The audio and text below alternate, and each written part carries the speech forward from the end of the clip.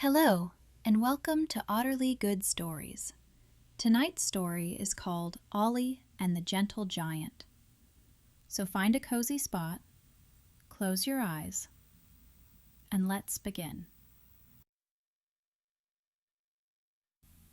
The forest was quiet that morning, wrapped in soft, golden light.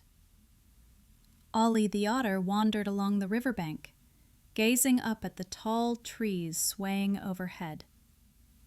He loved climbing small rocks and logs, but today he wanted something more. He wanted to see the whole forest from above. Ollie spotted a tall, sturdy tree with a wide branch high up near the top. He pressed his paws against the trunk and tried to climb. He slipped. He tried again. Slip. The bark was rough, and the branch was far out of reach.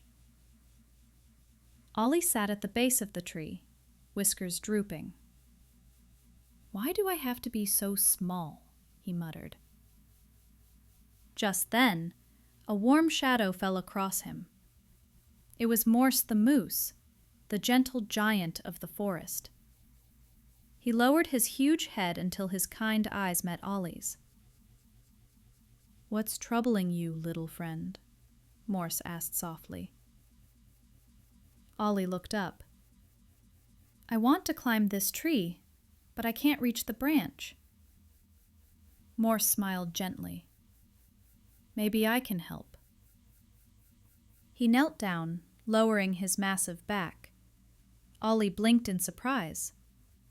"You mean climb on you?" "Give it a try," Morse said. Ollie climbed onto Morse's back. Morse stood tall, so tall that Ollie could now reach the low branches easily. He scrambled up into the tree, and soon he was perched on a branch overlooking the forest. "Wow," Ollie breathed. The whole world stretched out beneath him. Rivers, trees, hills glowing in morning light. "Thank you, Morse." But before Morse could reply, a tiny cry echoed from somewhere nearby. "Cheep! Cheep!" Ollie looked around and spotted a small bird stuck inside a tree trunk hole. Its leg was tangled in a vine, and its wings fluttered helplessly.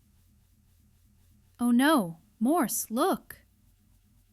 Morse stepped closer, trying to reach the bird with his big nose, but his antlers blocked the way. "I can't get close enough," he said gently. "The hole is too small, and I'm too big." Ollie's heart thumped. "I can fit." He climbed down onto Morse's head, then carefully stepped onto the trunk. Because he was small, he fit easily beside the hole. Ollie used his nimble paws to pull the vine away, gently freeing the frightened bird. "There you go," he whispered.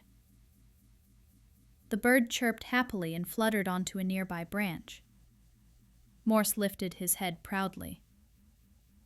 "You saved it, Ollie." Ollie blinked. "But I'm small, and I couldn't even climb the tree on my own." Morse gave a warm chuckle.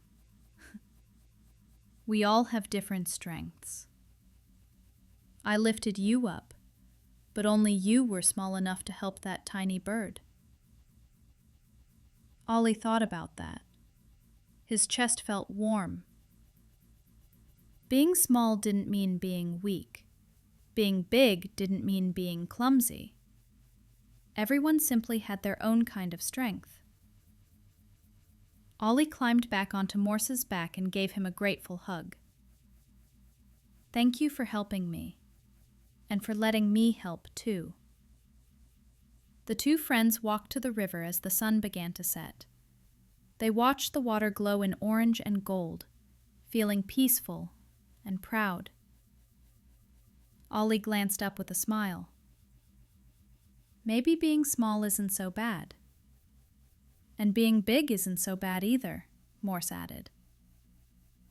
They both laughed softly as the river whispered beside them. Good night, and may your dreams be as peaceful as the river under the moonlight.